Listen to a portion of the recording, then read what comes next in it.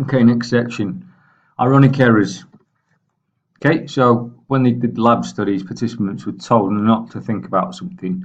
It basically did exactly the opposite. They thought about that exact thing. Okay, so also found in real life settings, if you tell someone to be nervous, the last word they hear is nervous, so they're going to be nervous. Okay, so we've also looked at studies in golf and penalties in football, showing that directing attention away from certain cues often leads to attention towards that, especially under pressure. Okay, so in these particular closed skills, so for example in football, saying miss out the goalkeeper might be mean that you're more likely to kick it towards them. Okay, so focus on what to do and not what not to do. Okay, so find a corner would be better than don't hit the keeper. Implications telling your athlete you must win. Okay, so you've mentioned this before when we looked at goal setting. If you're thinking about winning, it's going to distract you from the processes and the task in hand. So probably a bad thing and leading to choking under pressure.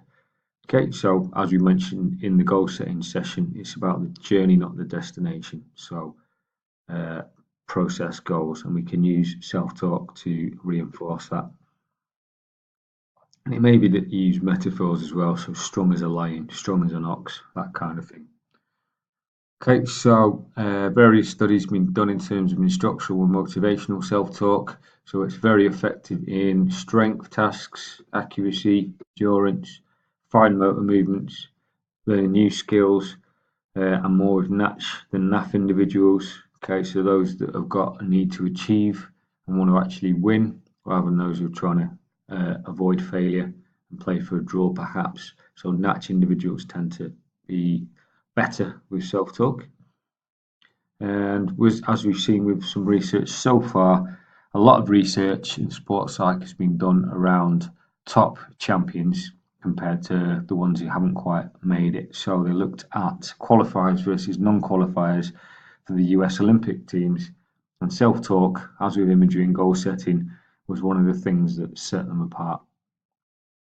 A very good study by Lane et al. On online interventions in psychological skills training showed that self-talk led to increased motivation, increased arousal and effort, and pleasant emotions.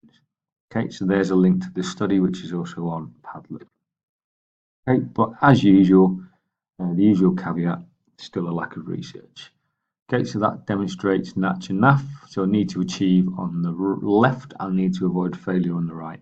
So self-talk, according to theory, is better with the individuals on the left, sorry.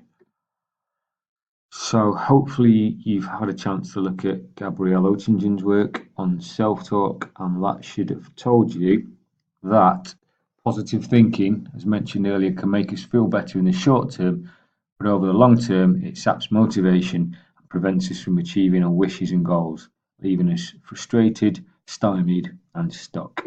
Okay, there's a video link there going into more detail about Oettingen, which you can watch at your leisure. Okay, so to move ahead in life, we need to be more realistic about our thinking. Okay, so go beyond just thinking positive and connect with obstacles that might be on our way. Okay, so positive thinking makes us feel like we've already kind of achieved the task when we've actually probably done nothing. Takes away the energy we need to do stuff. Okay, and can lead us to poor performance because we expect to achieve too easily, and ultimately that can lead to mental health issues. So some sort of structured trauma needs to be included. Talking of a talent development academy type pathway, essential to getting to a higher level rather than smoothing the path out. Okay, so it's saying that talent needs trauma. Okay, obviously within the limits of safeguarding. Okay, that links to grit and growth mindset we mentioned before with Dweck and Duckworth. Okay, so trying to create adversity by giving people the tools to overcome that. So there's a good example.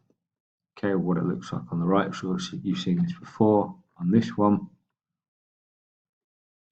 And famous failures, so those who've actually failed but then gone on to do well. I think I've shown you this one as well, so we'll skip past that, or you can pause if you want to look in more detail.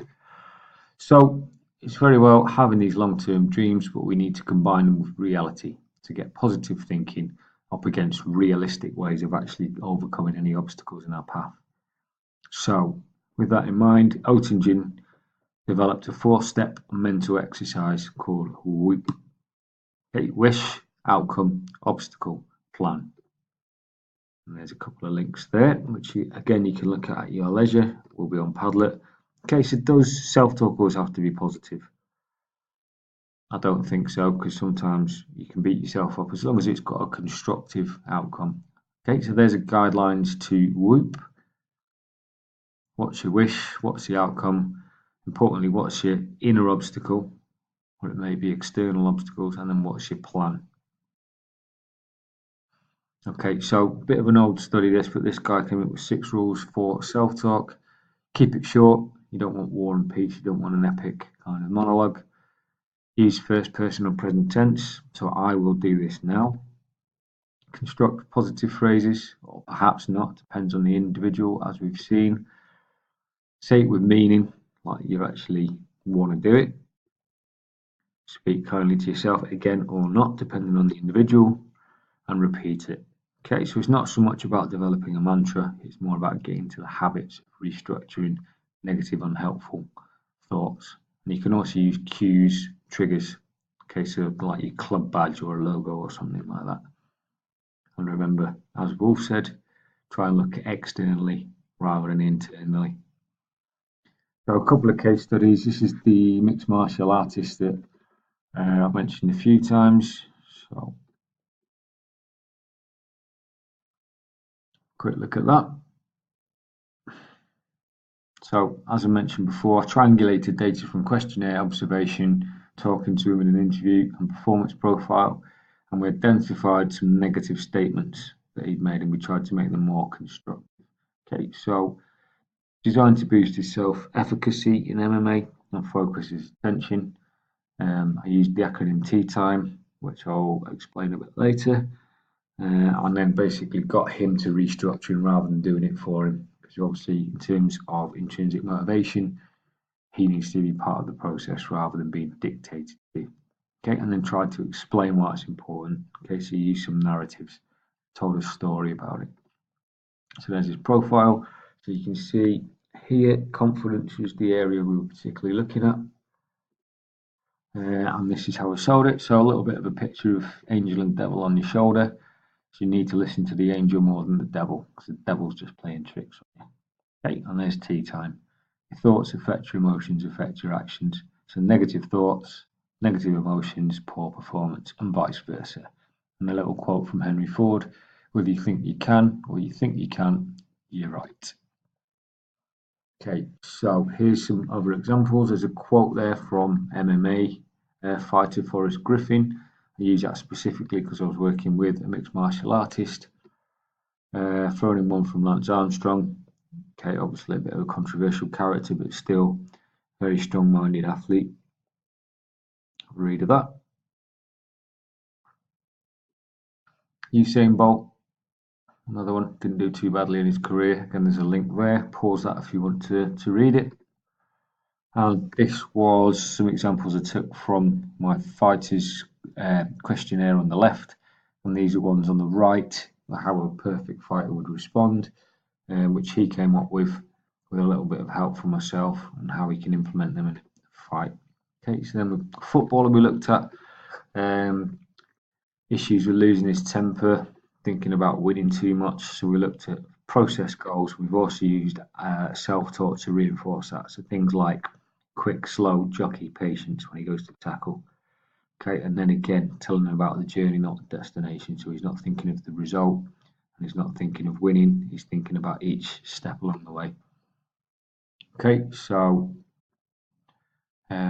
there's a sheet available on Padlet, so by all means have a go at that yourself. So looking at how we can spin a negative into a positive question mark or more constructive thought. Okay, then you can look at how you might apply that in a real practical setting. So your activity then for the rest of the session, how would you use self-talk, for example, linking it to goal setting with each of these athletes, okay, in these specific situations. Okay, so maybe do one you've done before and try and apply what you've picked up in this session. Okay, if you've done that, you can read the Lane article, the online interventions, maybe critically analyse the methodologies, strengths and weaknesses in that study.